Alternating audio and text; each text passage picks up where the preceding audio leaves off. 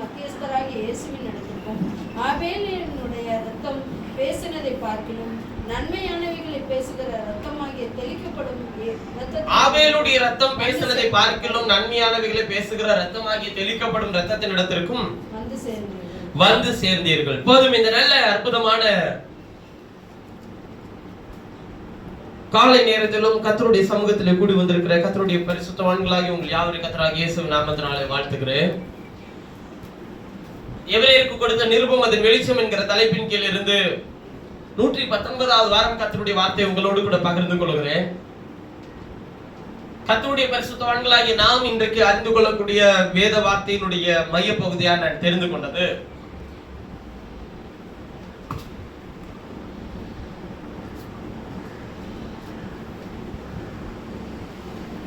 எங்கே வந்து சேர்ந்திருக்கிறோம்.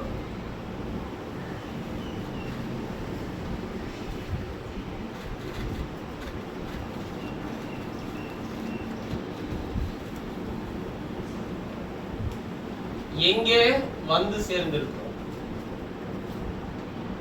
என்கிற மையப்பொருளை கொண்டு உங்களோடு கூட நான் பேச நான் விரும்புகிறேன். எங்கே வந்திருக்கிறோம்? வேதம் சொல்லுகிறது, நீங்கள் ஆபேலுடைய இரத்தம் பேசினதை பார்க்கலும் நன்மையானவைகளை பேசுகிற இரத்தமாகிய தெளிக்கப்படும் இரத்தத்தின் இடத்திற்கும் வந்து சேர்ந்தீர்கள். கடந்த வாரம் தியானத்திலே ஏசாவை குறித்து நாம் தியானித்தோம். ஏசா அதை தேடியும் கண்டடையாமற் போனார். அப்ப சிச்சை என்பது எப்படி கிடைக்கும் என்பதை குறித்து தெளிவாய் நாம் வேத வார்த்தையிலிருந்து நாம் தியானித்தோம். சிச்சை என்கிறது இவ்வுலகத்தினுடைய வியாதியினாலோ அல்லது வேற எதினாலோ அவர் நம்மை சிச்சிக்கிறதாக அல்ல, மாறாக எதற்கெல்லாம் அவர் சிச்சிக்கிறார் என்பது குறித்து நாம் தியானித்தோம். வார்த்தையை கொண்டு அவர் நெகிழ்ந்த கைகளையும் தளர்ந்த முழங்கால்களையும் திரும்ப நிமிர்த்தி முடமாய் இருக்கிறது பிசைக்கு போகாமல் சொசமாகும்படிக்கு உங்கள் பாதைகளுக்கு சதைப்படுத்துகிற வரையிலும் அவர் உங்களை சிச்சிப்பார். அதாவது உங்கள் பாதையை சரிப்படுத்துற வரையும் உங்களை சிச்சிப்பார். சிச்சிக்கிறது வசனத்தை எடுத்து அவர் சொல்லிட்டே இருப்பார், சீர்படுத்திட்டே இருப்பார். யாவரோடு சமாதானமாய் இருக்கிறதும் பரிசுத்தமுள்ளவர்களாய் இருக்கவும் நாடுங்கள்ன்ற யாவரோடு சமாதானமாய் இருக்கிறவர்களும் சிச்சிப்பார். பரிசுத்தமுள்ளவர்களாய் இருக்கவும் நாடுங்கள். பரிசுத்தம் இல்லாமல் ஒருவனும் கர்த்தரை தரிசிப்பதில்லையே. ஒருவனும் தேவனுடைய கிருபையை இழந்து போகாதபடிக்கு யாதொரு கசப்பான வேர் முளை திரும்பி கலகம் உண்டாகிறதுனால் அநேகர் தீட்டுப்பட்டு போகாதபடிக்கும் ஒருவனும் வேசிக்கலனாகவும் ஒருவேளை போஜனத்துக்காக தன் சேஷபுத்திர பாகத்தை விற்று போட்ட ஏசாவை போல் சீர்கட்டவனாகவும் இராதபடிக்கு எச்சரிக்கையா இருந்த. அப்ப சிச்சை எப்படி கிடைக்கும்னா, எங்கெல்லாம் சீர்கேடு இருக்கோ, எங்கெல்லாம் வேசிக்கல்லனாக இருக்கிறோமோ, வேசிக்கல்லன்னா என்ன அர்த்தம்? தேவனுடைய வார்த்தைக்கு எதிரானதை சிந்திக்கிறது. ஆவிக்குரிய வேசித்தனம், அதாவது வேசித்தனம் என்று சொல்லுகிறதை பைபிள் எப்படி சொல்லுது அப்படின்னு சொல்லி கேட்டீங்கன்னா, ஒருவனும் தன் இளவயதின் மனைவிக்கு துரோகம் பண்ணாதிருப்பானாக எழுதியிருக்கு. வேசித்தனத்துக்கும் உபச்சாரத்துக்கும் வித்தியாசம் இருக்கு, ரெண்டும் ஒண்ணு கிடையாது. விளங்குதுங்களா? இப்ப எது வேசித்தனம் எது உபச்சாரம் நீங்க நினைக்கிறீங்க? ஆண்டவர் தள்ளுதல் சீட்டை கொடுக்கறத குறித்து பேசும்போது என்ன சொல்றாரு? வேசித்தன முகாந்திரத்தினால என்று வேற ஒன்றுக்கு நீ எதை கொடுக்க கூடாதுன்றாரு, தள்ளுதல் சீட்டை கொடுக்க கூடாதுன்றாரு. அப்படி ஒருவேளை நீ தள்ளுதல் சீட்டை வேற எதுக்காச்சும் கொடுத்தீங்கன்னா நீ அவனும் உபச்சாரனா இருக்கிறான், நீயும் உபச்சாரனா இருக்கிறான்றாரு. ஏன் அந்த ரெண்டு வார்த்தையை பயன்படுத்துறாரு பைபிள்ல? திருமண உடன்படிக்கைக்குள்ளே வந்த பிறகு உடன்படிக்கையை மீறுகிறதுக்கு பேரு வேசித்தனம், ஆவிக்குரிய வேசித்தனம். அதாவது மாம்சீகத்திலேயே அந்த வேசித்தனம் தான் சொல்றாரு. உடன்படிக்கைக்கு வரத்துக்கு முன்னாடி செய்யக்கூடிய விஷயங்கள், தகாத உறவுகள், இதுக்கு பேர் என்னன்னு சொல்றாருங்க? உபச்சாரம்னு சொல்றாரு.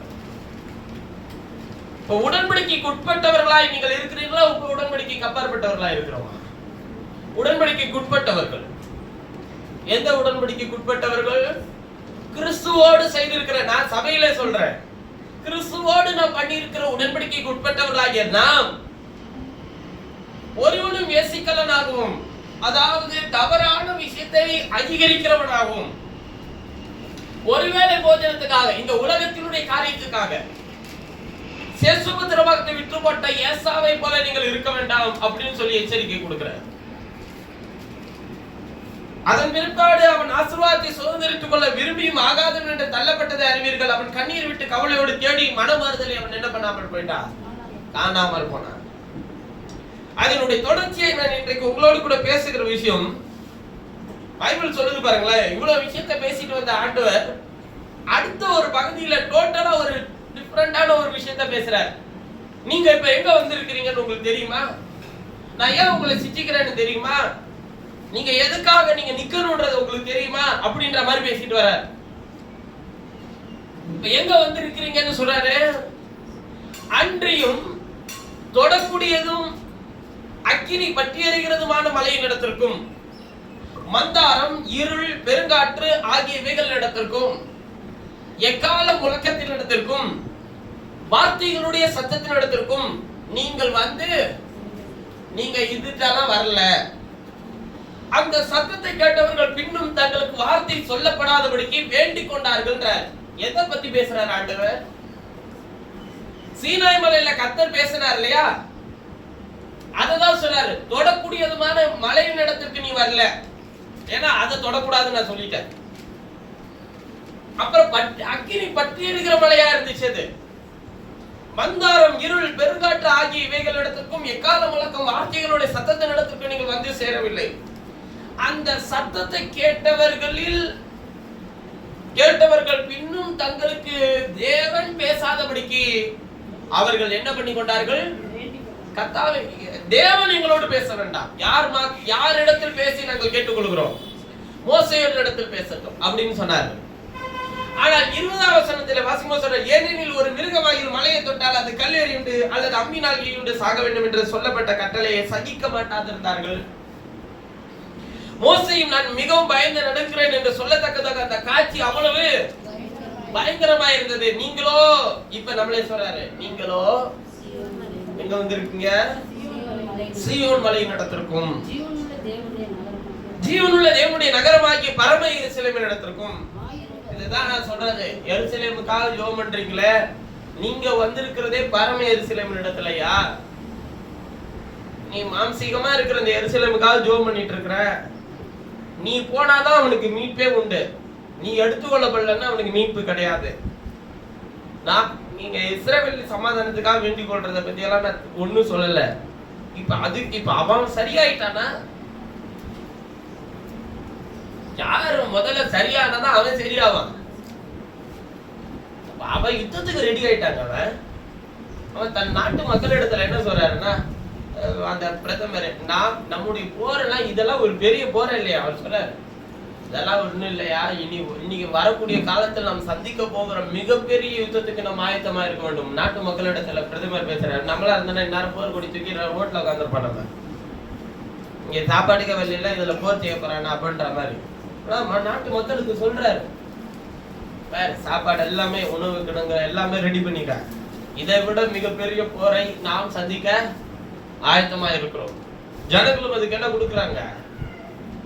ஏனென்றால் எதை நிறைவேற்றணுங்க? அவங்க எங்களுக்கு ஆராதனை செய்ய எங்களுக்கு ஆலயம் வேணும், அதுக்காக நாங்க எதனாலும் செய்ய ரெடியா இருக்கோம்.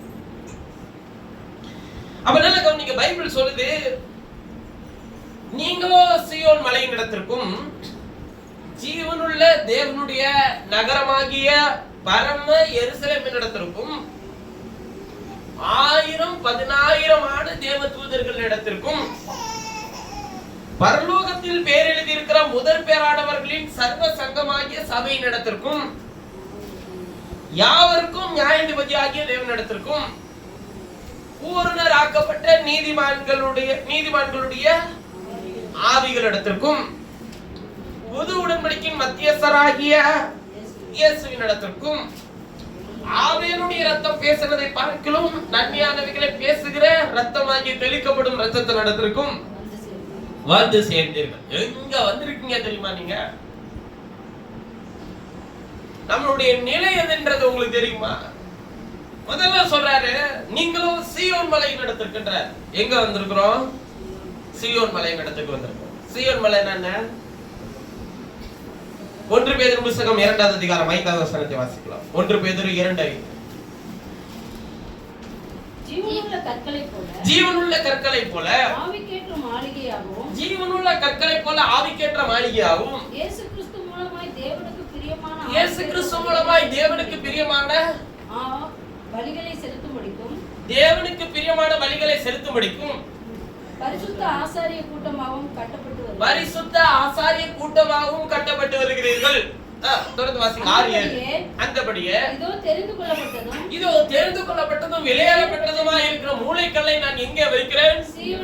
சீயோனில் வைக்கிறேன். அதின் மேல் விசுவாசமாய் இருக்கிறவன் எவனோ அவன் வெட்கப்படுவதில்லை என்று வேதத்தில் சொல்லி இருக்கிறது. ஆகையால் விசுவாசிக்கிற உங்களுக்கு அந்த சீயோனில் வைக்கப்பட்ட விலையேறப்பட்ட கல், தெரிந்து கொள்ளப்பட்ட அந்த கல், விலையேறப்பட்ட அந்த கல், அந்த மூலைக்கல், அது உங்களுக்கு என்னவா இருக்குதா?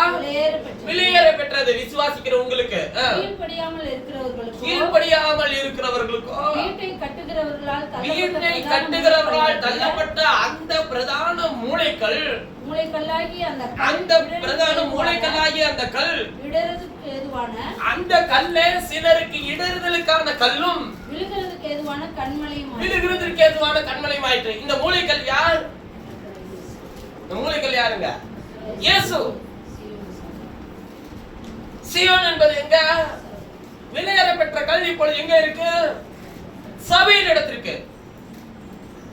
அப்போஸ்தலனாகிய பவுல் 1 கொரிந்தியர் 3ஆம் அதிகாரத்தில் சொல்லும்போது சொல்லுகிறார், புத்தியுள்ள சிற்பாசாரியை போல கர்த்தராகிய இயேசுவின் மேல் அஸ்திபாரத்தை போட்டேன், வேறு ஒருவன் அதன் மேல் இனிய விதமாய் கட்டுகிறான் என்பதை அறியேன். ஆனால் நாளானது விளங்க பண்ணும் அக்கினியானது அதை என்ன பண்ணுறாருங்க? பரிசோதிக்கும். சிலர் மரம், புல், வைக்கோல் என்பவைகளாகிய பொருட்களை வைத்து கட்டுகிறார்கள். சிலர் விலையேறப்பெற்ற கல், தங்கம், வெள்ளி என்கிற விலையேறப்பெற்ற காரியத்தை வைத்து கட்டுகிறார்கள். கட்டினது, ஒருவன் கட்டினது வெந்து போனால் அது நிலைச்சிருக்காது. ஆனா அவனுடைய வேலைப்பாடு எத்தன்மை உள்ளது என்பது நாளானது விளங்க செய்யும். அக்கினியானது ஒரு நாள் நிச்சயமாய் பரிசோதிக்கும். அப்ப வேதம் என்ன போதிக்கிறது? சீயோன் மலையின் இடத்திற்கும், சீயோன் மலை ஆண்டவர் சொன்னது அவர் தன்னை வெளிப்படுத்த தெரிந்து கொண்ட ஒரு இடம். மோசேயின் இடத்தில் பேசும்படிக்கு அவர் தெரிந்து கொண்ட ஒரு இடம். அங்கே யார் வரக்கூடாதுன்னு சொன்னாரு? நியாயப்பிரமாணத்தின் சட்டத்தின்படி ஒரு மிருகம் கூட, ஒரு ஆடு மாடு கூட அந்த மலையை தொடக்கூடாது. தொட்டா நீ கொண்டு கல்லெறி உண்டு, அது சாவணும், இல்ல அம்பு எறி உண்டு, அதை பொண்ணு போட்டணும் அப்படின்னு சொல்றாரு. அப்ப தேவன் தான் தம்முடைய தாசனாகிய மோசேயின் இடத்திற்கு தன்னை வெளிப்படுத்துகிறதற்கென்று தெரிந்து கொள்ளப்பட்ட இடம் அது. இப்ப நீங்க நினைக்கிற மாதிரி தேவன் தன்னை பரிபூர்ணமாய் எல்லாருக்கும் காண்பிக்கிறவர் அல்ல. தேவன் தம்முடைய ஜனத்துக்கு தன்னை வெளிப்படுத்துகிறவராக இருக்கிறார். ஏனென்றால் அவர் அன்றைக்கு பேசின போது அவர் எங்களோடு கூட பேச வேண்டாம், மோசேயின் இடத்தில் பேசட்டும், மோசே எங்களிடத்தில் பேசட்டும்னு சொல்லி ஜனங்கள் கேட்டார்கள். தேவன் பேசுகிறதை நாங்கள் கேட்போமானால் நாங்கள் செத்து போவோமே என்று சொல்லி பயந்தார். இன்றைக்கும் சபைகள் தேவன் பேசுகிற மகத்துவமான விஷயத்தை கேட்டால் அவர்கள் பின்தொடர்கிற அநேக விஷயத்தை அவர்கள் விட்டுவிட வேண்டும். ஒருவன் ரோமன் கத்தோலிக்கனா இருக்கிறான் என்றால் அந்த மார்க்கத்துக்காக அவன் பக்தி வைராக்கியம் பாராட்டுகிறான். ஒருவன் ஒரு மெத்தடிஸ்ட் சபையினுடைய ஸ்தாபனத்தை சேர்ந்தவனா இருப்பானால் அந்த மார்க்கத்துக்காக பக்தி வைராக்கியம் பாராட்டுகிறான். ஒருவன் பாப்டிஸ்ட் சபையினுடைய உறுப்பினராக இருப்பானால் அவன் அந்த மார்க்கத்துக்காக பக்தி வைராக்கியம் பாராட்டுகிறான். ஒருவன் பெந்தகோஸ்தேயனாக இருப்பானால் அவன் அந்த மார்க்கத்துக்காக பக்தி வைராக்கியம் பாராட்டுகிறான். ஒருவன் பெந்தகோஸ்தேயினுடைய சட்டதிட்டங்களுக்கு உட்பட்டு இருப்பானால் அது தனி ஒரு சபையா இருக்கும், வேறு பிரிக்கப்பட்ட ஒரு கூட்டத்தார்னு சொல்லி சிபிஎம், டிபிஎம் இவங்கெல்லாம் வச்சுக்கோமே. இந்த சபைக்கு உட்பட்டவர்கள் அவர்கள் அந்த மார்க்கத்துக்கு பக்தி வைராக்கியம் பாராட்டுகிறார்கள். ஒருவன் யெகோவா சாட்சிக்காரனா இருப்பானால் அவன் அந்த மார்க்கத்துக்கு பக்தி வைராக்கியம் பாராட்டுகிறான். ஒருவன் சகோதரன் சபையை சேர்ந்தவனாக இருப்பானால், அதாவது பிரதரன் சபையை சேர்ந்தவனாக இருப்பானால் அவன் அந்த மார்க்கத்துக்காக பக்தி வைராக்கியம் பாராட்டுகிறான். ஒருவன் ஒத்துவ கொள்கைக்கு உள்ளவனாக இருப்பானால் அவன் அந்த மார்க்கத்துக்கு பக்தி வைராக்கியம் பாராட்டுகிறான். ஒருவன் திருத்துவ கொள்கைக்கு உட்பட்டவனாக இருப்பானால் அவன் அந்த மார்க்கத்துக்காக பக்தி வைராக்கியம் பாராட்டுகிறான். ஆனால் யார் கிறிஸ்துவுக்காக பக்தி வைராக்கியம் பாராட்ட போகிறது? நீங்கள் யாருக்காக நீங்கள் கிறிஸ்துவை ஏற்றுக்கொண்டீர்கள்? நீங்கள் யாருக்காக கிறிஸ்துவை சுமக்க விரும்புகிறீர்கள்? நீங்கள் எங்கே வந்து சேர்ந்திருக்கிறீர்கள்? நாங்க எங்க போய் சேர்ந்தோமோ அதுக்கு தானே பிரதர் பக்தி வைராக்கியம் பாராட்ட முடியும். அதான் சொன்னார், நீ ரோமன் கத்தோலிக் சபைக்கு போய் சேர்ந்திருக்கிற, சிஎஸ்ஐ, மெத்தடிஸ்ட், பாப்டிஸ்ட், லுத்தரன், பெந்தகோஸ்தே இந்த அல்லது பிரதரன் சபை அல்லது யெகோவா சாட்சி இங்க தான் நீ போய் சேர்ந்திருக்கிற நான் சொல்லி இருக்கிறேன் பைபிள்ல. எங்க வந்திருக்கிற? சீயோன் மலை நடத்திருக்க. முதல்ல சொல்லும்போது சொன்னாரு, தெரிந்து கொள்ளப்பட்ட இடத்துக்குள்ளே நீ வந்திருக்கிற. முதல்ல நான் உனக்கு என்னை வெளிப்படுத்துகிறதற்கு தெரிந்து கொள்ளப்பட்ட ஒரே ஸ்தானம் கர்த்தருடைய வேதம் தான். அவர் தன்னை தம்முடைய வார்த்தையிலிருந்து உங்களுக்கு வெளிப்படுத்துகிறார். பாருங்க, ஒரு விஷயத்தை சொல்றேன். ஊழியக்காரன் எஜமானிலும் பெரியவன் அல்ல, அனுப்பப்பட்டவன் அனுப்பினவர்களும் பெரியவன் அல்ல. நீங்கள் இதை அறிந்திருக்கிறபடினால் இவைகளை செய்வீர்களானால் என்னவா இருப்பீர்கள்? பாக்கியவான்களா இருப்பீர்கள். எஜமான் ஊழியக்காரனுக்கு எல்லாம் பாஸ் ஒருத்தர் இருக்கிறார், அனுப்பப்பட்டவனுக்கு எல்லாத்துக்கும் பாஸ் ஒருத்தர் இருக்கிறார். இப்ப இந்த உலகத்துல பேருக்கு முன்னாடி பட்டத்தை போடக்கூடிய ஒரு சில துறைகள் தான் இருக்கு. சரிங்களா? படிச்ச பட்டத்தெல்லாம் பின்னாடி போடலாம். ஆனா ஒரு சில துறைகள் மட்டும்தான் முன்னாடி போட முடியும். அதுல குறிப்பா இந்த டாக்டர் தொழில் பண்ற எல்லாருடைய பேருக்கு முன்னாடி என்ன போட்டுக்கலாம்? டாக்டர் அப்படின்னு போட்டுக்கலாம். அது டாக்டர் படிச்சாலும் டாக்டர் போட்டுக்கலாம், டாக்டருக்கு படிக்கலனாலும் மற்ற விஷயத்துல எதுல துறையில தேர்ந்தவர்களா இருக்கோ அந்த துறையில நீங்க டாக்டர் பட்டத்தை வாங்கலாம். புரியுதுங்களா? ஆனா அதே நிலையில ஊழியத்துல இருக்கிறவங்களுக்கு முன்னாடி எது போட்டுக்கிறதுக்கு ரைட்ஸ் இருக்கு? பேருக்கு முன்னாடி பட்டத்தை இன்னார் இன்னார் இன்னார் இன்னார்னு போட்டுக்கலாம், யாருன்னு போட்டுக்கலாம். பாஸ்டர், ரெவரண்ட், அப்புறம் பிஷப், அப்புறம்ங்க இதெல்லாம் பைபிள்ல இருக்கிற விஷயத்தை சொல்லுங்க. சுவிசேஷகர், போதகர், அப்போஸ்தலர், தீர்க்கதரிசின்னு போறது இல்ல, தீர்க்க தரிசனம் வரம் பெற்றவர். அப்ப வரம் தான் பெற்றிருக்கிறார் அவர், தீர்க்க தரிசி இல்ல. தீர்க்க தரிசன ஊழிய வேற, தீர்க்க தரிசன வரம் வேற. ரெண்டுத்துக்குமே இன்னும் வித்தியாசம் புரியல. தீர்க்க தரிசி, அப்புறம் மெய்ப்பன், அதான் பாஸ்டர். மெய்ப்பன்றதான் பாஸ்டர். அப்போஸ்தலர், இப்படி எல்லா பேரும் போட்டுக்கலாம் பேரு முன்னாடி. நான் எதை போட்டுக்கிறது? எதை போட்டிருக்கீங்களா பிரதர்? பாஸ்டர்னு சொல்லி. இப்ப ஒரு விஷயத்துல அடைச்சு போட முடியுமா ஊழியத்தை? இப்ப இங்க இருக்கிற ஒவ்வொருவருக்கும் ஒவ்வொரு நிலையில் நான் வேலை செய்யலாம். முதலில் உங்கள் இடத்துக்கு நான் அனுப்பப்பட வேண்டும். அனுப்பப்படுகிறவனை குறித்து வேதம் சொல்லுகிறது அப்போஸ்தலன் என்று. இப்ப நான் உங்கள்கிட்ட அனுப்பப்படலைன்னா நீங்க என்ன யாருன்னு உங்களுக்கு தெரியாது. இல்ல எனக்குள்ள என்ன இருக்குன்றது உங்களுக்கு தெரியாது. அப்ப அப்போஸ்தலனாகவும் சில நேரத்தில் வேலை செய்யணும், சில நேரத்தில் பாஸ்டராகவும் இருக்கிறோம். சர்ச்சை நடத்தும் போது இதை செய்யாத அப்படின்னு சொல்லி போதகமும் பண்றோம். இதெல்லாம் இருக்கு பாரு, கவனமா இரு அப்படின்னு சொல்றோம். சுவிசேஷமும் பிரசங்கிக்கிறோம். சுவிசேஷம் என்ன? நல்ல செய்தி. அது ஆங்கில வேதாகமத்தில் வாசிக்கும் போது குட் நியூஸ்னு எழுதி இருக்கு, நல்ல செய்தி. அந்த நல்ல செய்தியை உங்களுக்கு கொண்டு வந்து சேர்க்கிறவர்களாய் இருக்கிற வேலையும் செய்யறோம். தீர்க்கதரிசியா இருக்கிறோமா? சொல்றீங்க இதெல்லாம் பத்தி இல்ல, அது இல்ல. வேத வசனத்தை வேத வார்த்தையோடு இணைச்சு காட்ட கர்த்தருடைய ஆவியானவருடைய வல்லமை இல்லைன்னா அது செய்ய முடியாது. அதுவும் செய்யறோம். இப்ப என்ன போட்டுக்கிறது? இப்ப நான் அப்போஸ்தலன் போதகனுக்கு போ, அப்புறம்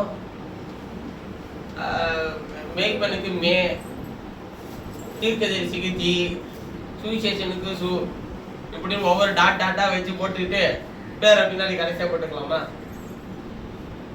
அப்போஸ்தலர்களுக்கு எல்லாருக்கும் பிரதான அப்போஸ்தலர் ஒருவர் இருக்கிறார். மேய்ப்பனுக்கெல்லாம் பிரதான மேய்ப்பன் ஒருவர் இருக்கிறார். தீர்க்கதரிசிகளுக்கெல்லாம் பிரதான தீர்க்கதரிசி ஒருவர் இருக்கிறார். சுவிசேஷகர்களுக்கெல்லாம் பிரதான சுவிசேஷகர் ஒருவர் இருக்கிறார். இவருக்கு கீழே தான் எதா இருந்தாலும் நடக்குமே தவிர இவருக்கு நிகராகவோ இவருக்கு மேலாகவோ இங்க ஒருத்தனும் கிடையாது, எந்த ஊழியமும் கிடையாது. அதனாலதான் சொல்றாரு, அவர் மாம்சீகத்தில் வந்தபோது அவர் ஊழியத்தை கொள்ளும்படிக்கு வராமல் ஊழியம் செய்யும்படிக்கு வந்தார். அப்ப இவர் எல்லா வேலையுமே செஞ்சுட்டு போயிட்டாருங்க. இன்னும் சொல்ல போனா இவர் கை வைக்காத துறையே இல்ல, இவர் எல்லாமே இருக்கிறார். நித்திய பிரதான ஆசாரியர் இவர்தான். இப்ப கவனிக்க, அவர் சொல்றாரு, நீ மலை இடத்துக்கு வந்திருக்கிற. எங்க? சீயோன் மலை இடத்துக்கு, நான் தெரிந்து கொள்ளப்பட்ட இடத்துக்கு, நான் உன்னோடு கூட பேசும்படிக்கான இடத்துக்கு வந்திருக்கிறேன். இரண்டாவது இங்க வந்திருக்க ஜீவனுள்ள தேவனுடைய நகரமாகிய பரம எருசலேமின் இடத்திற்கு வந்திருக்கிறார். எருசலேம் இங்க ரெண்டு இருக்குங்க. கலாத்தியர்கள் நிருபம் கொஞ்சம் நேரம் எடுத்துக்காம சீக்கிரமா படிக்கலாம் வேணாம். நானே ஏற்கனவே நம்ம பலமுறை படிச்சதுதான். 4வது அதிகாரம் கலாத்தியர் 4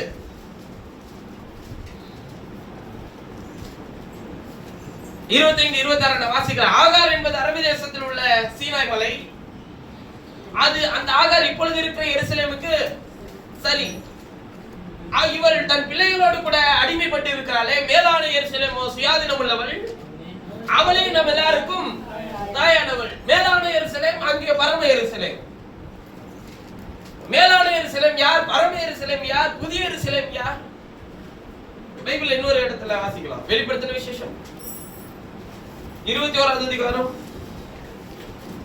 2வது வசனம். யோவானாகிய நான் புதிய எருசலேமாகிய பரிசுத்த நகரத்தை தேவனிடத்தில் புதிய எருசலேமாகிய பரிசுத்த நகரத்தை புதிய எருசலேம் தேவனிடத்திலிருந்து பரலோகத்தை விட்டு இறங்கி வர கண்டேன் எல்லாம் எழுதி இருக்கும். சரிங்களா? புதிய எருசலேம் யார்? மேலான எருசலேம் யார்? பரம எருசலேம் யார்? தேவனுடைய சரீரமாகிய சபை, சுயாதீனம் உள்ளவள். அவளை எதுக்கு கீழே என்ன பண்ண முடியாது? அடைத்து போட முடியாது. அவள் அடிமைப்படவே மாட்டாள். ஆனால் ஆகார் அப்படி இல்ல, அவள் அடிமை பெண். இஸ்ரவேலின் காலத்தில் எப்படி அடிமை பெண்ணும் சுயாதீன பெண்ணும் இருந்தார்களோ, அதாவது ஆபிரகாமுக்கு 2 மனைவி இருந்தார்கள். ஒருத்தி அடிமை பெண், இன்னொருத்தி சுயாதீனம் உள்ளவள். கிறிஸ்துவுக்கும் அடிமை பெண்ணும் இருக்கிறாள், சுயாதீனம் உள்ளவளும் இருக்கிறாள்.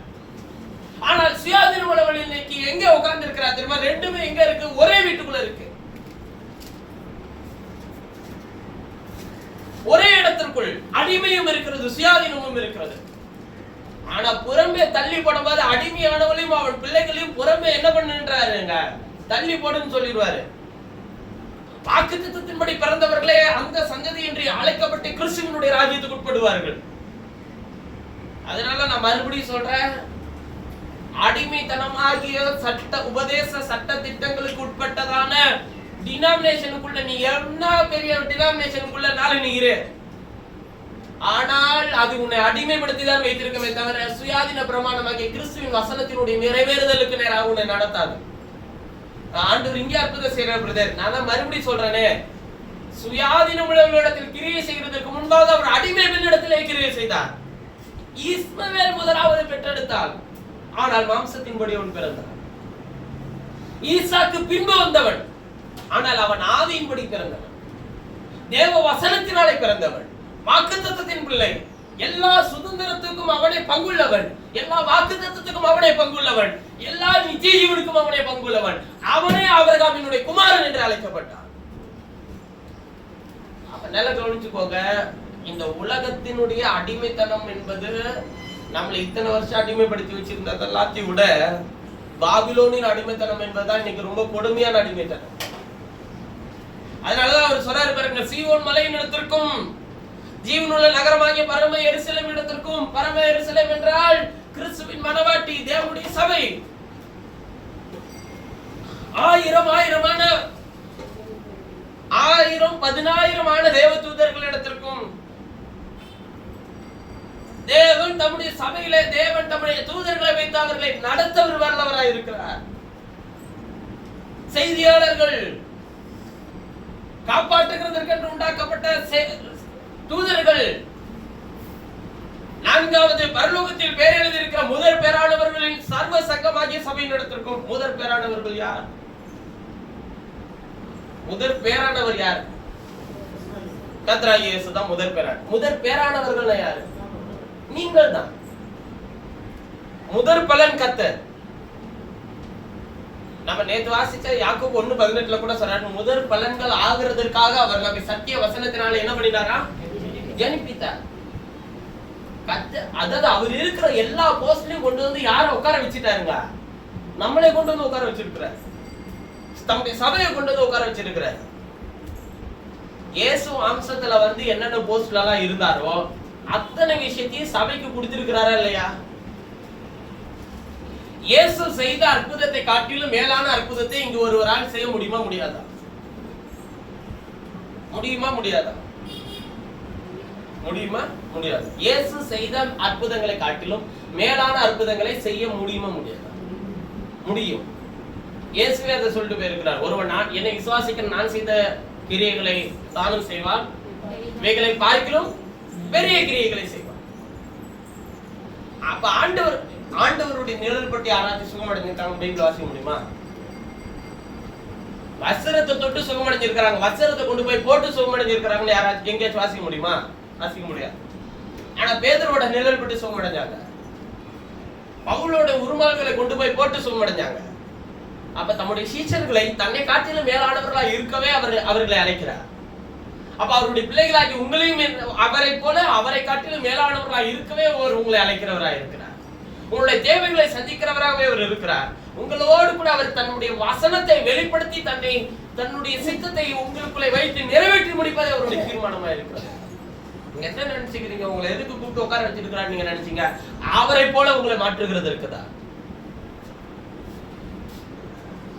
பரலோகத்தில் பேர் எழுதியிருக்கிற முதற் பேரானவர்களை சர்வ சங்கமாகிய சபை நடத்திற்கும், யாவருக்கும் நான் யாதிபதியாகிய தேவனிடத்திற்கும், பூர்ணராக்கப்பட்ட நீதிமான்களுடைய ஆவிகள் நடத்திற்கும்.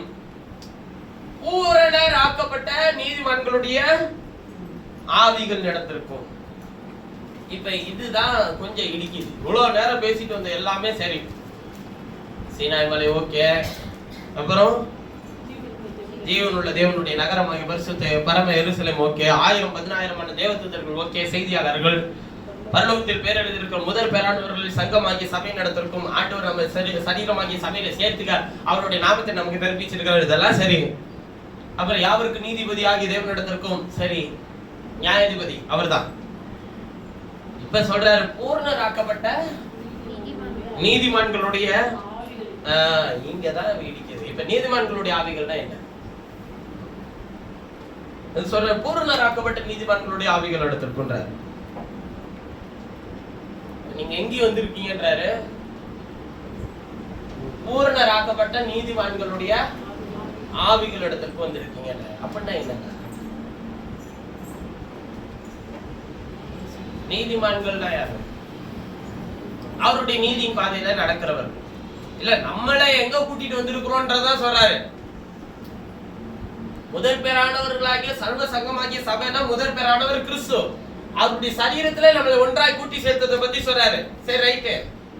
பூரணர் ஆக்கப்பட்ட நீதிமான்களுடைய ஆவிகள் எடுத்திருக்கின்றார். பூரணர் ஆக்கப்பட்ட நீதிமான் யாரு? உங்கள் பிதா பூர்ண சர்க்குணராய் இருக்கிறார் போல நீங்களும் பூர்ண சர்க்குணராய் இருங்கள் பைபிள் சொல்லுது. இந்த உலகத்தில் பூரணர் ஆக்கப்பட்ட ஒருவர் இருப்பார், அது கர்த்தராகிய இயேசு. பூரணம் ஆக்கப்பட்ட நீதிமான்களுடைய ஆவியின் இடத்திற்கும் நீதிமான்களுடைய ஆவியின் இடத்திற்கும் அப்படின்னா என்ன அர்த்தம் கேட்டா, அவர் மாத்திரமே நீதியின் பாதையில ஜெயமெடுத்த ஜெயகிறிஸ்து. விளங்குதுங்களா? இப்ப அவரை பின்தொடர்கிற எல்லாருடைய ஆவியும் அதுதான் அப்போஸ்தலனாகிய பவுல் சொல்லுகிறார். 2 தீமோத்தேயு புத்தகத்தில் வாசிக்கலாம்.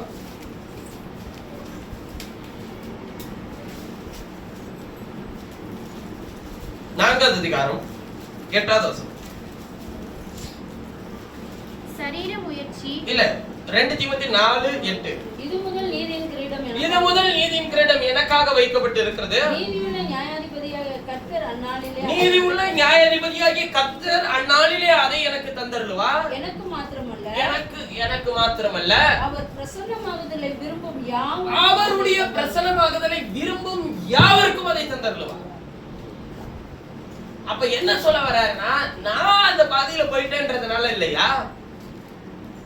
அதனாலதான் 12:1 ஸ்டார்ட் பண்ணும்போது, எபிரேயர் 12:1 ஸ்டார்ட் பண்ணும்போது சொல்றாரு, மேகம் போன்ற இத்தனை திரளான சாட்சிகள் நம்மை சூழ்ந்து இருக்குன்றாரு. அந்த நீதிமான்களுடைய ஆவிகள் என்ன, அவர்களுக்குள்ளே இருந்து வழி நடத்தின அதே தேவன் இன்றைக்கு உங்களுக்குள்ளும் தம்முடைய வார்த்தையை வைத்து உங்களை வழி நடத்த வல்லவராய் இருக்கிறார். அவர்களை வழிநடத்தி அந்த ஜெயத்தை கொடுத்த அதே கர்த்தர் இன்றைக்கு உங்களை வழிநடத்தி அந்த ஜெயத்துக்கு நேராக வழிநடத்த தேவன் உள்ளவராய் இருக்கிறார். அதான் சொல்ற, நீதிமான்களுடைய ஆவியின் இடத்திற்கும் புது உடன்படிக்கையின் மத்தியஸ்தராகிய இப்பதான் சொல்றார். எல்லாத்தையும் செஞ்சது ஒருத்தர் தாயா. புது உடன்படிக்கையின் மத்தியஸ்தராகிய இயேசுவின் இடத்திற்கும் ஆபேலுடைய ரத்தம் பேசுனதை பார்க்கலாம் அதிக நன்மையானவைகளை பேசுகிற ரத்தமாகிய கடைசியா ரத்தத்துல முடிக்கிறார். இப்ப சேர்ந்ததே தெளிக்கப்படும் ரத்தத்தை வந்திருக்கிற அப்படின்னா என்ன? தெளிக்கப்படும் ரத்தம்னா என்ன? புது உடன்படிக்கையின் மத்தியஸ்தராகிய இயேசுவின் இடத்திற்கும். அப்ப பழைய உடன்படிக்கைக்கு யார் மத்தியஸ்தம் பண்ணிட்டு இருக்காரு? இந்த மத்தியஸ்தம்னு சொன்னா நம்ம எப்படி தோணுது? மத்தியஸ்தனுடைய வேலை என்ன? பரிந்து பேசுறது. இப்ப எப்படி நீங்க அதை புரிஞ்சுக்கிறீங்க? இப்ப ஒரு உதாரணத்துக்கு நான் சொல்றேன், இது தேவன் வச்சுக்கோ.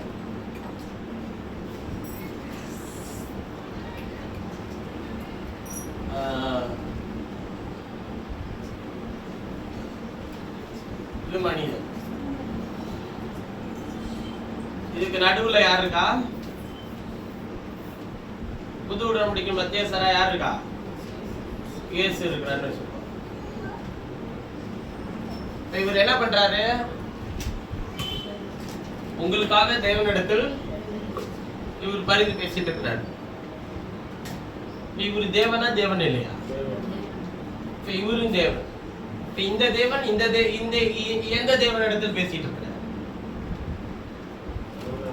இவரு தேவனா இல்ல இவர்கள் இருவரும் ஒன்றா இருக்கிறார்கள் அப்படின்ற மாதிரி நீங்க சொன்னீங்கன்னா, இவர் ஏன் இவர்கிட்ட பேசணும்?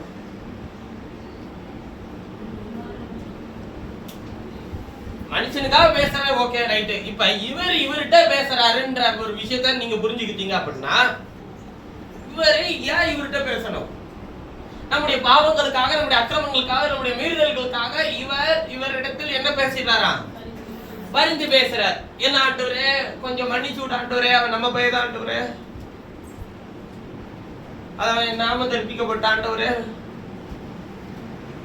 இவரு சொன்னோட இவரு என்ன பண்றாரு? கேட்டு சரிப்பா மன்னிச்சு விட்டுற அப்படின்னு இவரு சொல்றாருன்னு வச்சு. இந்த மாதிரி ஒரு கற்பனை கதைக்கு எல்லாம் ஆண்டவர் ஆள் கிடையாது. இப்படி உட்காந்து அப்ப 2 சேர் இருக்கா? என்ன நடக்குதுங்க? அதான் கடைசியில கொண்டு வந்து முடிக்கிறாரு பாருங்க. ஆபேலுடைய ரத்தம் பேசுனதை பார்க்கலாம் அதிக நன்மையானவைகளை பேசுகிற ரத்தமாகிய தெளிக்கப்படும் ரத்தத்தின் இடத்திற்கும் வந்து சேர்ந்தீர்கள். அதாவது என்ன வேலை அப்படின்னு கேட்டா, இவர் தேவனை ஒருவனும் ஒரு காலம் என்ன பண்ணதில்ல, கண்டதில்ல, கண்டு என்ன பண்ண முடியாது, உயிரோடு இருக்க முடியாது. தேவன் தனக்கென்று ஒரு சரீரத்தை உண்டாக்கி கொண்டார். அதாவது தன்னை காண்பிக்கக்கூடிய விதத்தில் காண்பிக்கிறதற்காக, இந்த உலகத்தில் மனுஷர்களிடத்தில் பேசுகிறதற்காக. ஒரு சின்ன கேள்வி கேட்கிறேன். தேவனை பார்த்து ஒருவர் உயிரோடு இருக்க முடியாதுன்னு பைபிள்ல சொல்லி இருக்கா இல்லையா? உயிரோடு இருக்க முடியாதுன்னு எழுதி இருக்கா இல்லையா?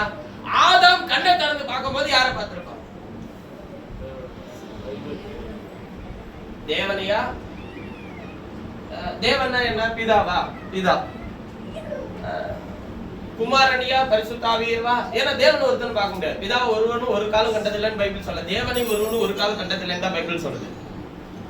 இப்ப காண முடியாத தேவனை ஆதாம் எப்படி பார்த்திருப்பான்? பார்த்திருந்தாலும் சேர்த்து போயிருப்பான். இப்ப நீங்க பழைய பாட்டுல நீங்க ஆதியாகமத்தின் முதல் அதிகாரம் முழுசு வாசிச்சு பாருங்க. தேவன் அது நல்லது என்று கண்டார். தேவன் வெளிச்சத்தை உண்டாக்கினார்.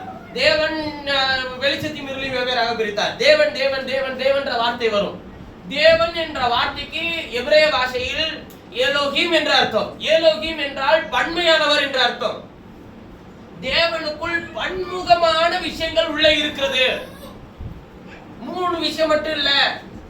அதிசயமானவர், ஆலோசனை கர்த்தர், வல்லமையுள்ள தேவன், நித்திய பிதா, சமாதான பிரபு, அவர்தான் யெகோவா நிசி, அவர்தான் யெகோவா ஷம்மா, அவர்தான் யெகோவா சித்கனு, அவர்தான் யெகோவா செபவோக். இப்படின்னு அவர்கிட்ட பல விஷயங்கள் இருக்கு. இத்தனை விஷயங்களையும் ஒவ்வொரு தனித்தனி தன்மைகளில் இருந்து செய்கிறவர்கள் எல்லாவற்றையும் ஒரே தேவன் எல்லா கிரியைகளையும் பல இடங்களில் வித்தியாசப்பட்ட குணாதிசயத்தில் செய்து முடிக்கிறவராய் இருக்கிறார். அவர்தான் எலோகிம், அவர்தான் வல்லமையுள்ள தேவன். கவனிங்க, தேவன் தன்னை மனிதனிடத்தில் வெளிப்படுத்த எடுத்துக்கொண்ட சரீரம் தான் இயேசுவின் சரீரம். கொலைசேர் 2:9 அதை சொல்லுதா இல்லையான்னு படிச்சு பாருங்க. கொலைசேர் 2:9.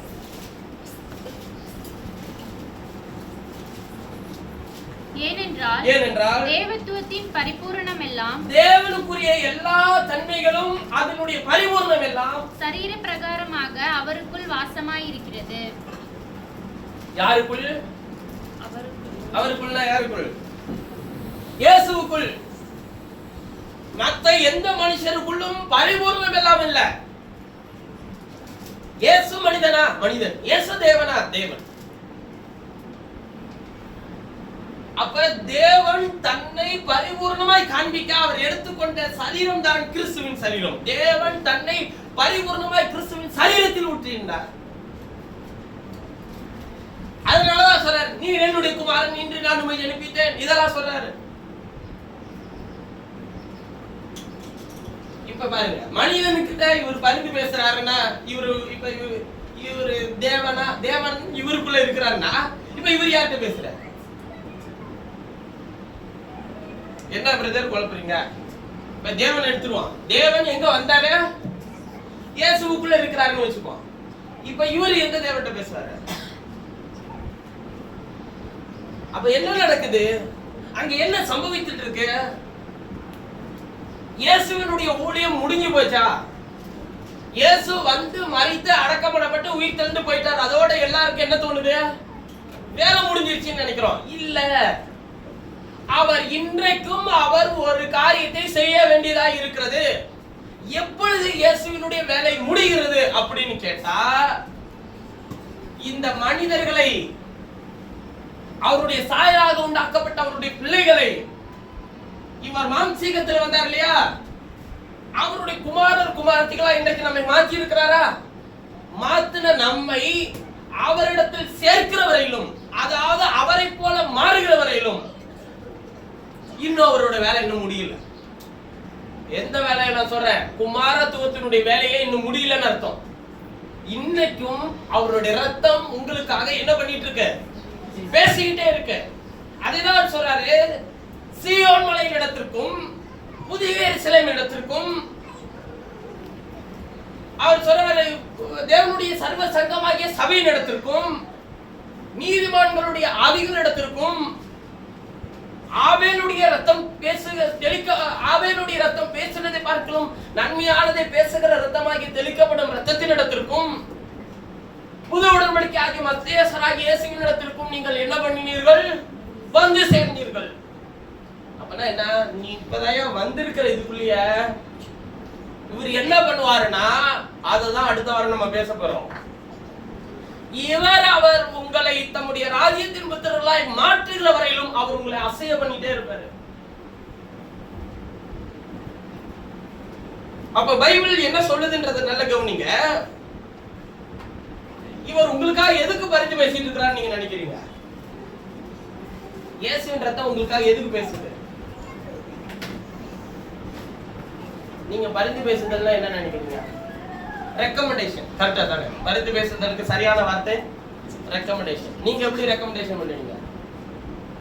உங்களுக்கு நீங்க ரெக்கமெண்டேஷன் பண்ணுவீங்களா? உங்களுக்கு நீங்க ரெக்கமெண்டேஷன் பண்ணுவீங்களா? யாருக்கிட்டயாவது சொல்லி உங்களுக்காக ரெக்கமெண்டேஷன் பண்ண சொல்வீங்க, இல்ல வேற யாருக்காச்சும் நீங்க ரெக்கமெண்டேஷன் பண்ணுவீங்களா? உங்களுக்கு நீங்களே ரெக்கமெண்டேஷன் பண்ணுவீங்களா? இதுதான் பைபிள் பண்ற விஷயம். அதாவது என்னன்னா, இவர் பரிந்து பேசுறாருன்னா என்ன நினைச்சுக்கிறோம்னா, அவர் யார்? அவர் தேவனிடத்தில் பேசிட்டு இருக்கிறார், நமக்காக அவங்க பேசிட்டு இருக்கிறார், அப்படியே பாவத்துக்காக அப்படின்ற மாதிரி நம்ம நினைச்சுக்கிறோம். அவர் ஒன்னிடத்துல தான் பரிந்து பேசிட்டு இருக்காரு. இங்க பாரு, நீ வந்திருக்கிற இடம் எங்க, நீ என்ன நிலையில இருக்கிற, நீ யாரு முதல்ல, அதுக்குதான் அவர் சிச்சையை வைக்கிறார். அவர் பரிந்து பேசுதல எங்க ஏற்படுத்துறாருங்க? தோட்டத்துல, சபையில, தேவனுடைய சர்வசங்கமாகிய புதிய எருசலேம் இடத்தில் உங்களிடத்துல அவரே பரிந்து பேசிட்டு இருக்கிறார். என்ன பேசிட்டு இருக்கிறார்னா, பாரு, சரி, உங்களுக்கு மலையில என்ன நடந்துச்சுன்னு தெரிஞ்சிச்சுன்னா நான் சொல்றது உங்களுக்கு புரியும் நினைக்கிறேன். கவனிங்க. மோசே மலையின் இடத்தில் ஏறி வர சொல்லிட்டாரு. ஏறி வர சொன்ன ஆண்டவர் இவன் எல்லாருக்கும் கட்டளையை கொடுக்கிறார். யார்கிட்ட கொடுக்கிறாரு? மோசேகிட்ட கொடுக்கிறாரு. மோசே அதை வாங்கிட்டு வராரா? கீழே வந்தோடனே இவன் என்ன பண்ணிட்டு இருந்தான்? கன்றுக்குட்டி உண்டாக்கி வச்சிருந்த போது அந்த கற்பலகையை எடுத்துக்கொண்டு வந்து மலையின் அடியில உடைத்து எரிந்து போட்டான். சரிதானே? இப்ப அந்த ஒத்த கற்பலகைகளுக்கு ஒத்ததான இன்னொரு கற்பலகைகளை அவன் இழைச்சி கொண்டு மேல வரணும். அப்படி வரும்போது சொல்றாரு, மலையை யாரும் தொடக்கூடாது. இப்ப யோசுவா கூட வரக்கூடாது, மலையை பக்கத்துல வரக்கூடாது, மோசே மட்டும் தான் வரணும். மோசே மேல போய் யாருக்காக பரிந்து பேசிட்டு இருந்தான்? அங்க நீங்க தப்பு பண்றீங்க. மோசே யாருக்காக பரிந்து பேசவே போலங்க. இவனை திருப்பி வர வச்சது எதுக்கு? ஏன் நான் 10 கட்டளை ஆகிய 2 கற்பலகையை கொடுத்து தூக்கி உடைச்சு போட்டு வந்துட்டேன். நானே எழுதி கொடுத்தது கற்பலகை, அவரே எழுதி கொடுத்தது கற்பலகை. மோசே எழுச்சிட்டு போல, எழுதிட்டு வரல. இப்ப ஆண்டவர் சொல்றாரு, உடைச்சு போட்ட கற்பலைகளுக்கு ஒத்த 2 கற்பலைகளை இழைச்சிக்கிட்டு நீ மேல வாண்டார். இப்ப கற்பலையை ரெடி பண்ணிட்டு மோசே போறாரு. அங்க போய் யாருக்கு பரிந்து பேசுவான்? இப்ப முறையா மோசே போயிட்டு வரும்போது மோசேனுடைய முகம் பிரகாசமாகல. நல்ல விளங்கிக்கணும். கற்பலையை கீழே கொண்டு வந்து போட்டு உடைச்சான். கன்றுக்குட்டியை எடுத்து பொடியாக அரைச்சி அதை தண்ணீர் மேல் போட்டு இஸ்ரவேலரை குடிக்க வைத்து அன்றைய தினம் ஏறக்குறைய 20,000 பேருக்கு மேல 3,000 பேருக்கு மேல செத்து போனான். விளங்குதுங்களா? 2வது முறை ஆண்டவர் சொல்றாரு, நீ மேல ஏறி வா. எல்லாருக்கும் இந்த பரிந்து பேசுதல் தவறுதலான புரிதல்ல இருக்கு. பரிந்து பேசுதல்னா ஆண்டவர் ரெக்கமெண்டேஷன் பண்ணிட்டு இருக்கிறாரு. இவர் ஏங்க அந்த வேலையை செய்யணும்? இவருக்குதான் உங்களுக்கு வண்டவாளம் பூரா தெரியும் இருக்கு. தேவன் கொண்டு போட்டுருவாருன்னு இயேசு பேசிட்டு இருக்கிறாரு. எவ்வளவு ஒரு அபத்தமான ஒரு விஷயம் தெரியுங்களா? அது ஆண்டவர் சொல்றாருங்க, என் மகிமையை வேற ஒருத்தருக்கு கொடுக்க மாட்டேன். நான் பிதாவானால் என் கனம் எங்க? நான் தேவனானால் எனக்கு பயப்பட பயம் எங்க? அதாவது ஒரு விஷயத்தை நான் மறுபடியும் சொல்றேன். நான் சொல்ற விஷயங்கள் வேதத்துல இருக்கு. நான் இல்லாத ஒரு விஷயத்தை எடுத்து பிரசங்கிக்க வேண்டிய அவசியம் இல்லை. ஏன்னா நான் ஒவ்வொரு நாளும் கர்த்தருடைய பலிபீடத்துக்கு முன்பாக வந்து நிற்கும் போது வேதத்தில் இல்லாத ஒரு விஷயத்தை குறித்து நான் பேசினேன் என்றால் உங்களை காட்டிலும் நரகத்துக்கு நான் ரெட்டிப்பான பாத்திரம் உள்ளவனா இருப்பேன். அப்ப கர்த்தர் அவங்களுக்கு அதை பத்திலாம் எனக்கு தெரியும். எனக்கு திறந்து கொடுத்ததை நான் பேசுவேன். நான் சொல்றது பைபிள்ல இருக்குதா இல்லையன்றதை பார்க்க வேண்டியது உங்களோட வேலை. இருந்தா நீங்க அதை அப்படியே என்ன பண்ணிதான் ஆகணும். அதெல்லாம் ஏத்துக்க முடியாது. அது உன் பிரச்சனை இல்லை. அது உனக்கும் தேவனுக்கு இருக்கிற விஷயம். எனக்கு ஒரு பிரச்சனை கிடையாது. நான் எதை விசுவாசிக்கிறேன், எதை எனக்கு வெளிப்படுத்துகிறாரோ அதை நான் விசுவாசிக்கிறேன், அதை ஏற்றுக்கொள்கிறேன், அதை பின்தொடர்கிறேன். ஏனென்றால் அவர் வெளிப்படுத்தினவர் இன்றைக்கு மெய்யாய் தம்முடைய வார்த்தையில ஜீவித்துக் கொண்டிருக்கிறார். நான் ஊழியத்துக்கு வந்த போது முறையா சபையில இருந்து நின்று நான் சாட்சி சொன்னதே என்ன தெரியுமா? நான் யாருடைய நாமத்தையோ யாருடைய பிராண்டையோ என் தோல்ல சுமக்கணும்னு அவசியம் இல்லை. தேவனின் எதற்கு அனுப்பினாரோ அவருடைய வார்த்தையும் அவர் நாமத்தையும் மாத்திரமே என் தோல்ல சுமக்க நான் என்ன ஒப்பு கொடுத்திருக்கிறேன்னு சொன்னேன். அதுதானே எல்லாருக்கும் டென்ஷன் ஆயிடுச்சு. அதுதானே பல பேரை கோபப்படுத்தினது. நான் உண்மையை தான் சொன்னேன். எந்த ஊழியனை அவர் அழைக்கும் போதும் அவர் நாமத்தையும் அவர் வாக்கியை சுமக்கிறதுக்கு தான் அவர் தெரிந்து கொள்கிறார். ஆனா ஊழியனான பிறகு என்னவோ தெரியவில்லை, எல்லாரும் ஏதோ ஒரு பிராண்டையும் ஏதோ ஒரு நாமத்தையும் அவர்கள் தலையில தூக்கி சுமக்க வேண்டியவர்களா இருக்கிறார்கள். இந்த ஜெப வீட்டுக்கு ஒரு பேர் நான் வச்சிருக்கிறேன்னு வச்சுக்கோங்க, ஒரே ஜெப வீடு. இப்ப இங்கிருந்து கர்த்தர் இன்னொரு ஊழியரை ஏற்படுத்துறாருன்னு வச்சுக்கோங்களேன். தேவனுடைய வார்த்தையினால் கர்த்தர் அவனை போய் செய்படிக்கு கட்டளையிடுறாரா, போய் செய்யட்டும் தாராளமா. அவனுக்கு என்ன நான் செய்யணும் அல்லது அவர்களுக்கு என்ன செய்யணும்னு கர்த்தர் எனக்கு வைத்திருக்கிறாரோ அதை நான் செய்வேன். அதே நேரத்தில் இந்த பிராண்டுக்கு கீழே இந்த பேரை நீ வச்சுக்க, உன் விருப்பம், நீ எந்த பேரனாலும் வச்சுக்க. இது எதுக்கு இந்த பேரை வச்சுக்கிட்ட? ஒரே ஜெப வீட்டு மக்கள் மட்டும் தான் பரலோகத்துக்கு போவாங்கன்றதுக்கு பேர் வச்சுக்கிட்டானா? அப்படிலாம் கிடையாது. இந்த ஊரில் பல சபைகள் இருக்கு. அதுல இந்த இடத்துக்கு ஒரு லேண்ட்மார்க்கு ஒரு பேர் வேணுமேன்றதுக்காக வச்சுக்கிட்டேன். இது கர்த்தர் கொடுத்த பேர். பிரதர், கர்த்தர் வேதத்தில் கொடுத்த பேர் தான் அது. அவரை ஆராதிக்கிறதுக்கு நீங்க ஓரேபின் இடத்துல வாங்கினாரு, அதனால ஆராதனை சலமை வைக்க போறோமே, அதனால ஓரேபின் பேர் வச்சுக்கலாம்னு நினைச்சேன். இப்ப தேவன் சொல்லி வைக்கலையா பிரதர்? பைபிளே ஓரேபின்ற பேர் தேவன் சொன்னது கிடையாது. நீ அந்த ஸ்தலத்துக்கு ஓரேபின்ற பேர் வைன்னு ஆண்டவர் சொன்னாரா? நீங்கள் ஓரேபின் இடத்துல வந்து எனக்கு ஆராதனை செய்வீர்கள்னு சொன்னாரு. என்ன விலகாத பேச்சு, விலகாத எல்லாமே கேட்டு சொல்லு. ஏன்னா நான் டெலிபோனை வச்சிருக்கிறேன் ஆண்டவர்கிட்ட பேசுறதுக்கு, தனி நம்பர் வச்சு. எந்த கோடு போட்டு ஆண்டவர்கிட்ட பேசுறது? திருச்சிக்குன்னா ஒரு கோடு, சென்னைக்குன்னா ஒரு கோடு இருக்குல்ல, அது மாதிரி ஆண்டவருக்கு ஒரு தனி கோடு இருக்கா? ஒரு கோடும் கிடையாது. நாம அவருக்குள்ளதான் இருக்கிறோம், அவர் நம்மளோட கூட பேசுவார் தம்முடைய வார்த்தையின் மூலமா. நல்லா விளங்கிக்கணும். கர்த்தருடைய ஊழியத்தை நீங்கள் அவலட்சணமா முதல்ல அந்த தவறான நம்பிக்கையை விட்டு முதல்ல வெளியே வாங்க. சரி, நான் சொல்றத கவனிங்க. பரிந்து பேசுதல் எங்க நடக்குது? உங்களிடத்தில் நடக்குது. ஆதாமே தோட்டத்தில் எப்படி பேசுறாரு பாருங்க. இது பேர் தான் பரிந்து பேசுதல். இது நீங்க என்னன்னாலும் நீங்க நினைச்சுக்கோங்க. பரிந்து பேசுதலுடைய உச்சகட்டம் தான் சிச்சை. முதல்ல உங்கள்ட்ட பரிந்து பேசுவாரு, அப்புறம் வார்த்தை எடுத்து சிச்சிப்பாரு. நீ கேட்கிறவரை உன்னை சிச்சிப்பாரு, இல்லன்னா உன்னை விட்டு அவர் வெளியே போவாரு. நீ அவரிடத்தில் சேர்க்கிறவர்கள் காத்திருப்பாரு. ஒவ்வொரு நிலை இருக்கு. ஆதாமே எங்க இருக்கிற? டைமுக்கு வந்துட்டார் அவரு. ஆண்டவரே என்ன ஒழிஞ்சிட்டு இருக்கிற? ஏன் ஒழிஞ்சிட்டு இருக்கிற? நான் நிர்வாணியா இருக்கிறேன். நிர்வாணி என்று உனக்கு சொன்னது யாரு? நான் சொல்லி தரவே இல்லையா? இந்த அறிவு உனக்கு கிடையாது.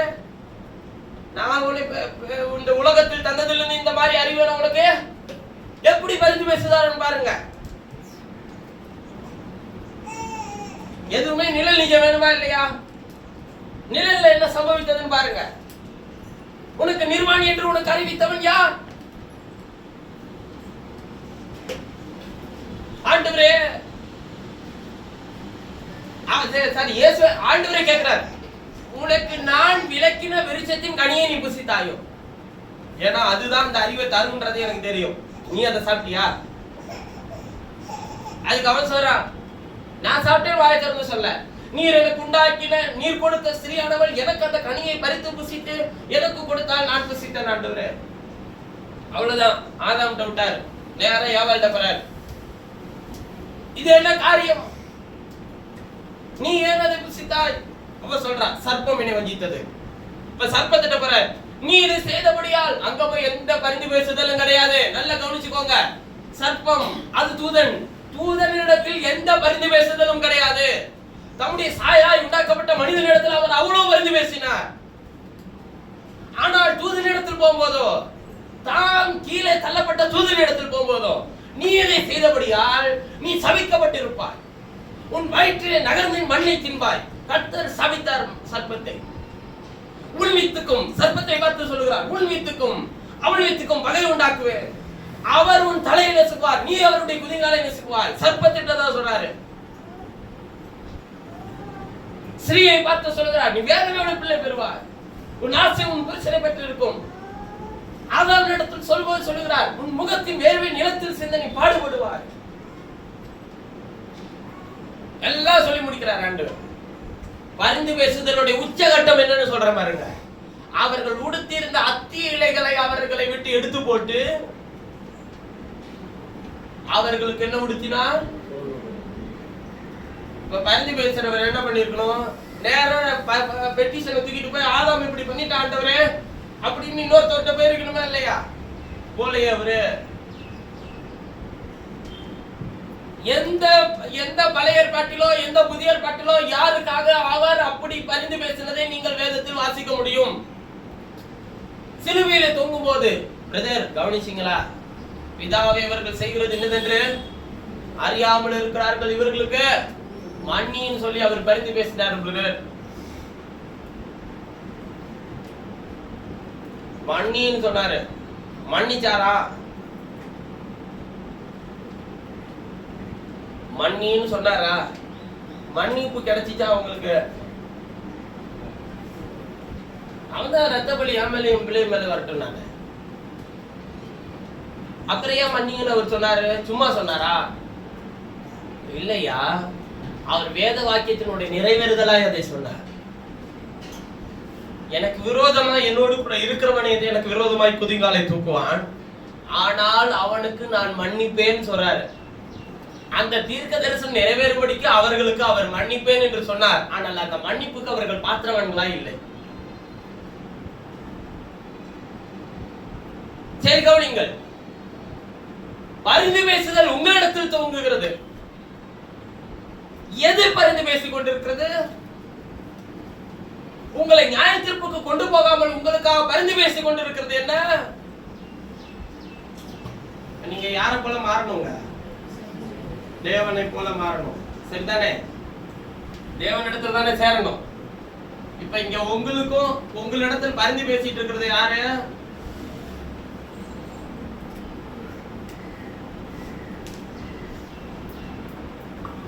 ரத்தம் பேசுற வரையிலும் உங்களுக்கு கிருபை இருக்கு. யார் ரத்தம் பேசுறத நிப்பாட்டிருச்சுன்னு வச்சுக்கோங்க, அதான் அவர் விட்டுட்டு போனது எதுனா நம்முடைய ரத்தத்தை, நம்முடைய ஜீவனை இங்க விட்டுட்டு போயிருக்கிறார்.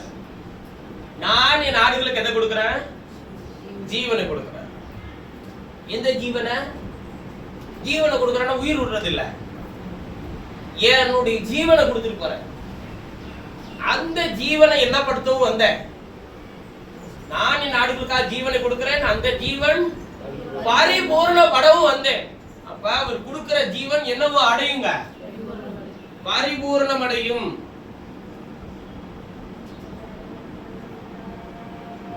பரிபூர்ணம் அடையக்கூடிய ஒரு ஜீவனை சொல்லுங்க பார்க்கலாம். இந்த உலகத்தில் ஒரு ஜீவன் பிறக்குதுன்னு வச்சுக்கோங்க, அது எப்ப பரிபூர்ணம் அடையும்? மரிக்கிறதாங்க பரிபூர்ணம். முதிர் வயது உள்ளவர்கள் தான் பரிபூர்ணம். அவ்வளவுதாங்க. எல்லாமே வாழ்க்கையில் என்ன பண்ணியாச்சு, முடிஞ்சிருச்சு. இப்ப நீங்க யார போல மாறணும்? அதான் பரிபூர்ணம். கிறிஸ்துவை போல மாறணும். இப்ப அதுக்கு எதை கொடுத்துட்டு போறாரு? ஜீவன். ஜீவன் என்ன? ஜீவன் என்னங்க? தேவனுடைய யோவான் 6:63.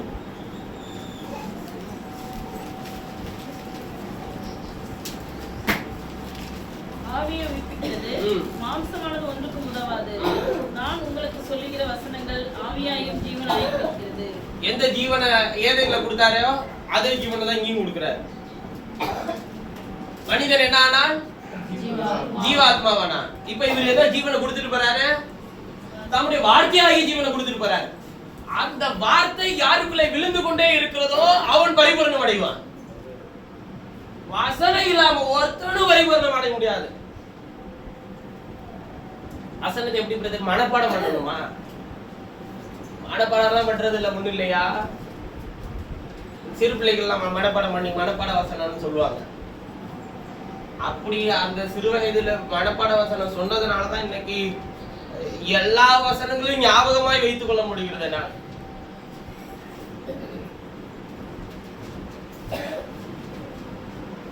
எதையுமே மனப்பாடம் பண்ணணும்னு முன்னாடி பண்ணேன். இப்பெல்லாம் எதையும் மனப்பாடம் பண்ணணும்னு இல்லை. ஏன்னா எல்லாமே படிச்ச வசனங்கள் தான், மனப்பாடம் பண்ணின வசனங்கள் தான். அதனால ஒரு முறை வாசிச்சாலே என்னவா இருக்குங்க, அது உட்காந்துருது மண்டையில. சொல்ற நான் உங்களுக்கு உங்களுக்கு சொல்லுகிற வசனங்கள் ஆவியாயும் ஜீவனாயும் இருக்கிறது. ஜீவனான வார்த்தை உங்களுடைய வாழ்க்கைக்குள்ள வரும்போது நீங்கள் பரிபூரணம் அடைகிறீர்கள். பரிபூரணம் என்றால் அவரை போல மாறுகிறீர்கள். நீங்க அவரை போல மாறிட்டு இருக்கிறீங்கன்னு வச்சுக்கோங்களேன், பிசாசு உங்களை எப்படி தொட முடியும்? பலவீனம் எப்படி உங்களை தொட முடியும்? வியாதி உங்களை எப்படி ஆளுகை செய்ய முடியும்? சரி, அப்ப இதெல்லாம் வராதுன்னு சொல்றீங்களா பிரதர்?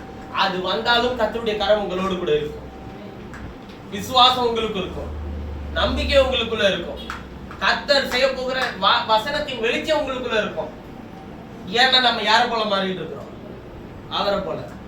அவர் இல்லாதவைகளை இருக்கிறவைகளை போல அழைக்கிறார். அவர் நேற்றும் இன்றும் என்றும். பிரசங்கப்படத்துல பேசிடலாம். பிரசங்கப்படத்தை விட்டு நவுந்து அங்க வெளியே வந்துட்டேன்னு வச்சுக்கோங்க, நானும் உங்களை போல சாதாரண மனிதன் தான். எனக்குள்ளும் எதிர்பார்ப்பு, பிரச்சனைகள், தேவைகள், பலவீனங்கள், மானசீகமான போராட்டங்கள் எல்லாம் உண்டு. ஆனால் நான் அவரை போல மாறிக்கொண்டிருக்கிறேன் என்கிற உணர்வு தான் என்னை அதிலிருந்தெல்லாம் என்னை பாதுகாத்து என்னை வெளியே கொண்டு வருகிறது. நான் ஏன் இதை செய்யக்கூடாது என்றால், நான் அவரை போல மாறுகிறதுக்கென்று தெரிந்து கொண்டு என்னை வைத்திருக்கிறதுனால தான் நான் இதெல்லாம் எதுவும் செய்யறது இல்லைன்னு நான் சொல்றேன். நான் ஏன் இதை பேசக்கூடாது அப்படின்னா, நான் அவரை போல மாறிட்டு இருக்கிறதுனாலதான் நான் தேவையில்லாத விஷயங்களை குறித்து நான் பேச வேணாம் நான் முடிவு பண்றேன். நான் ஏன் இதை கொண்டு வந்து பெருசா என் மண்டையில போட்டு யோசிக்க கூடாதுன்னு நான் நினைக்கிறேன்னா, அதாவது பிரசங்கப்படத்தை தாண்டி போனோன்னு நான் அவரை போல மாறிட்டு இருக்கிறதுல இதெல்லாமே எனக்கு இடையூறா வந்துடக்கூடாதுன்றதுனால நான் அதெல்லாம் ரொம்ப யோசிக்கிறது இல்லை. என் பலவீனத்துக்கு நான் எவ்வளவு மருந்துகளை உட்கொண்டாலும் என்னை பலப்படுத்துகிற கர்த்தருடைய வார்த்தை இருக்கும்போது அந்த மருந்துகளை கிரியை செய்ய வைக்க தேவனுக்கு வல்லமை உண்டு என்பதை நான் விசுவாசிக்கிறேன். உங்களுடைய வாழ்க்கையிலும் கர்த்தர் அதை செய்வார் என்பதை நான் விசுவாசிக்கிறேன். நீங்கள் வந்து சேர்ந்த இடம் எப்படிப்பட்ட இடம் தெரியுமா? உங்களுக்காக பேசுகிற இடம், உங்களிடத்தில் பேசுகிற இடம். நீங்கள் மலையிலே பேசுகிறது போல மோசையோடு பேசிட்டு என்னோட பேச வேணாம்னு சொல்ற இடம் இல்லை. இது உங்களிடத்தில் பேசுகிற இடம், உங்கள் இருதயத்துக்குள்ளே பேசுகிற இடம். தேவன் ஜீவனை யாருக்குள்ளே வைத்திருக்கிறாரோ அவன் இடத்தில் அவர் பேசுகிறவராக இருக்கிறார். இன்றைக்கும் தம்முடைய வார்த்தையிலிருந்து உங்களோடு கூட என்ன பண்ணுவாருங்க? நிச்சயமா பேசுவார். எப்படி படிச்சுட்டு பேச மாட்டாருன்னு கேட்டா, இப்படி பைபிளை மூடி வச்சுக்கிட்டு இப்படி திறந்து பார்க்கும்போது வரக்கூடிய வசனத்தை எடுத்து பேசுறவர் இல்ல. அவர் ஜோசியம் பார்க்கிறவர் இல்ல. நீங்கள் படித்திருக்கிற ஒவ்வொரு வார்த்தையும் இருதயத்தில் தைத்திருக்குமானால் அந்த வார்த்தை உங்களுக்குள் இருந்து அது ரிமைண்டர் ஆகும். ஞாபகப்படுத்துவார் கர்த்தர் உங்களுக்குள்ள இருந்து. எழுதி இருக்கையா? எழுதி இருக்குல்ல, சொல்லி இருக்கிறாங்க. விசுவாசத்தோடு பயப்படாத, விசுவாசத்தோடு பயப்படாத, உன்னுடைய காரியங்கள் எல்லாத்தையும் நான் பொறுப்படுத்துகிறேன். தேவன் நமக்கு கொடுக்கிற மகத்துவமான விஷயங்களை நம்முடைய சரீரத்தில் நம்முடைய வாழ்க்கையில் வெளிப்படுத்துகிறவர்களாய் கர்த்தர் நம்மை வைக்க விரும்புகிறார். எல்லாருக்கும் சம்பவிக்குது. பிரதர், கர்த்தரை கேட்டாதவன், கர்த்தருக்கு உண்மை இல்லாதவன், வசனத்தின் வெளிச்சம் இல்லாதவனுக்கெல்லாம் எல்லாமே சம்பவிக்குது. நமக்கே பிரதர் இதெல்லாம் என் வாழ்க்கையில நடக்கல. உன்னை சாட்சியா எடுத்து நிறுத்த போகிறார் என்ற அர்த்தம். உன்னை ஒரு வித்தியாசமான ஒரு அடையாளத்துக்கு நேராக நடத்த போகிறார் என்ற அர்த்தம். உன்னுடைய வாழ்க்கைக்குள்ளே அவர் மகத்துவமான கிரியைகளை செய்கிறதற்கு முற்றிலுமா ஒப்புக்கொடு. சுய சிந்தனைக்கு ஒப்பு கொடுக்காத. தேவைகளை சந்திக்கிற கர்த்தருடைய வல்லமையும் நடத்துதலும் உன்னோடு கூட இருக்கும்படிக்கா ஒப்புக்கொடு. கர்த்தர் நிச்சயமாய் உன்னை உன் குடும்பத்தை ஆசீர்வதித்து பலப்படுத்துவார். நீ வந்து சேர்ந்த இடம் உன்னோடு கூட பேசுகிற ஒரு இடம். உனக்குள்ளே அவர் வைத்திருக்கிற ஜீவன் உன்னிடத்தில் பேசும். உனக்குள்ளே அவர் வைத்திருக்கிற ஜீவன் உனக்காக பேசும். உன்னிடத்தில் அவர் வைத்திருக்கிற ஜீவன் உன்னுடைய காரியத்தை குறித்து பேசும். உன்னிடத்தில் அவர் வைத்திருக்கிற ஜீவனாகிய வார்த்தை உன்னுடைய எல்லா குறைவுகளை குறித்தும் பேசும். அவர் பேசினால் அவர் சொல்லாகும், கட்டளையிட நிற்கும். நீங்கள் மதியான வேளையிலே கர்த்தரை நோக்கி கூப்பிடும் போது நீங்கள் ஆண்டவரிடத்தில் சொல்லுங்கள், கர்த்தாவே உம்முடைய ஜீவனை எனக்குள் வைத்திருக்கிறேன். என்னுடைய ஒவ்வொரு காரியங்களுக்காகவும் உம்முடைய ஜீவன் பேசட்டும் ஆண்டவரே. என்னிடத்தில் இருக்கிற ஒவ்வொரு குறைக்காகவும் உம்முடைய ஜீவன் பேசட்டும் ஆண்டவரே. என்னிடத்தில் இருக்கிற ஒவ்வொரு பாவத்திற்காகவும் உம்முடைய ஜீவன் பேசட்டும் ஆண்டவரே. என்னிடத்தில் இருக்கிற எல்லாவித அறியாமைக்காகவும் உம்முடைய ஜீவன் பேசட்டும் ஆண்டவரே. என்னிடத்தில் இருக்கிற எல்லா அவிசுவாசத்தை குறித்தும் உம்முடைய ஜீவன் என்னிடத்தில் பேசட்டும் ஆண்டவரே. உம்முடைய ஜீவனை சுமக்கக்கூடிய பாக்கியத்தை என் சரீரத்திற்கு தந்தீரே என்று சொல்லி அவருக்கு நன்றி செலுத்துங்கள், கனம் செலுத்துங்கள். கர்த்தர் உங்களை ஆசீர்வதித்து பலப்படுத்துவார். நன்றி. அவர் ஜெபம்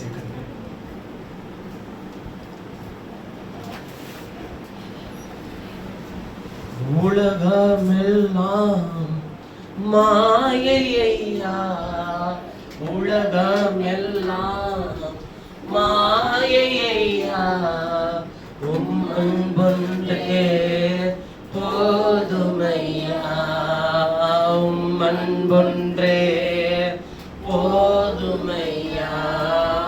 பிரசன்னம் பிரசன்னம் தேவ பிரசன்னம் பிரசன்னம் பிரசன்னம் தேவ பிரசன்னம். எங்கள் நேசிக்கிற எங்கள் பரலோக பிதாவே, விசேஷமான உடைய பலத்தை உடைய பிள்ளைகளாகி எங்களுக்கு தந்து உலகமெல்லாம் மாயே உடைய அன்பிலே மாத்திர நாங்கள் நிலைத்திருக்கக்கூடிய ஸ்லாக்கியத்தையும் கிருபையும் எங்களுக்கு தான். ஆசீர்வதிக்கப்பட்ட கரம் எங்களோடு கூட தரித்திருக்கட்டும். எல்லா தீங்கையும் எங்களை விட்டு அகற்றி போடும். உங்களுடைய நாமத்துக்கு மகிமையை சாட்சியை எங்களை வழிநடத்த வேண்டும். நம்முடைய கருத்தில் ஒப்புக்கொடுத்து நாங்கள் கேட்கிறோம். நீர் எங்களிலே வாசம் பண்ணுகிறீர் என்று உண்மையிலே நிலைத்து நின்று கனி கொடுக்க எங்களுக்கு நேர் அனுக்கிரகம் பாராட்டும். எல்லா கணத்துக்கும் எல்லா துதிக்கும் எல்லா மகிமைக்கும் பாத்திரராகி உமக்கே நாங்கள் எல்லா துதியும் கனத்தையும் மகிமையும் நாங்கள் ஏறெடுத்து நாங்கள் ஜெபிக்கிறோம். கர்த்தராகிய இயேசுவின் நாமத்தில் ஜெபிக்கிறேன் ஜீவனுள்ள நல்ல பிதாவே. என் ஆத்துமாவே கர்த்தரை சோதரி, என் முழுவதுமே அவருடைய பரிசுத்த நாமத்தை சோதரி. என் ஆத்துமாவே கர்த்தரை சோதரி, கர்த்தர் செய்த சகல உபகாரங்களை மறவாதே.